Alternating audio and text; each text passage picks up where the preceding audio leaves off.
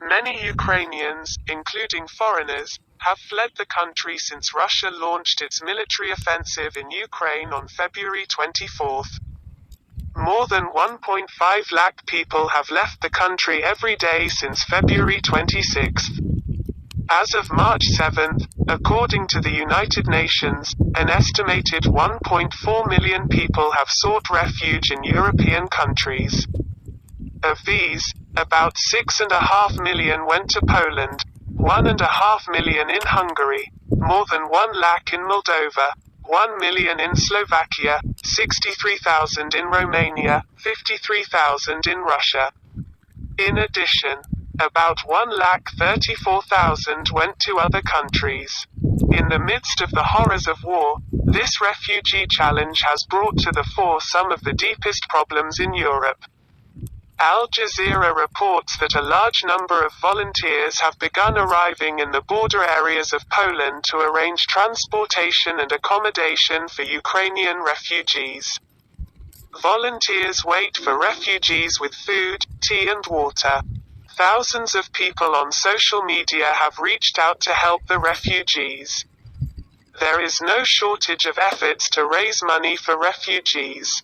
Many have been surprised by the generosity of members of the Polish law enforcement agencies regarding refugees. Since September last year, Polish law enforcement forces have barred refugees from the Middle East and Africa from entering Belarus. Humanitarian aid and journalists were barred from reaching the border area. As a result, hundreds of people were forced to live under the open sky. Several died of severe cold. Anna Albert, of the NGO Grupa Granica, said they had brought so much food to the border area that food was being wasted. Because the expected number of refugees did not come, it can be difficult for refugees to find jobs. Ukrainian language teachers and computers in the classroom. During a visit to Poland on March 5, U.S. Secretary of State Antony Blinken said the White House was seeking $2.85 billion in humanitarian aid for the war in Ukraine. Meanwhile, Moldova's Prime Minister Natalia Gavrilita, a small country of 2.7 million people, has called on the United Nations to provide more assistance. He says a total of 230,000 people have entered Moldova from Ukraine as of March 7. Yes. Meanwhile, Moldova's Prime Minister Natalia Gavrilita, a small country of 2.7 million people, has called on the United Nations to provide more assistance. He says a total of 230,000 people have entered Moldova from Ukraine as of March 7. Of these, 120,000 are here, among them 98,000 Ukrainians. It's a big number for a small country like Moldova, he said. Meanwhile, on March 3, the country's far-right Prime Minister Viktor Orban told reporters in the border town of Beregzsarani that his country knew who were immigrants and who were refugees. Immigrants will be stopped. However, refugees will be allowed to enter. Until now, Orban has had a very strict policy on refugees. In 2015, the Hungarian government erected a barbed wire fence along the Serbian border to prevent refugees. In July 2016, the Orban government enacted a new law barring refugees from entering the country. People are now coming to the border area from all over Hungary to provide humanitarian assistance with government support. Deutsche Welle reports that just 6 weeks ago, walls were being built along the Polish-Belarusian border to stop refugees from Syria, Iraq and Afghanistan. But now Europe has suddenly opened its borders. European Commission President Ursula von der Leyen says there is no problem for refugees to arrive.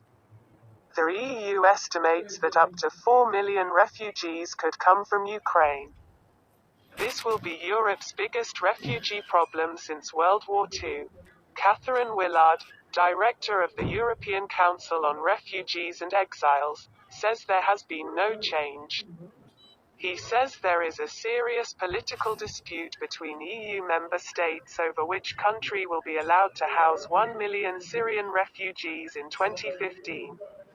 EU countries have agreed to allow Ukrainian refugees to stay for at least 12 months.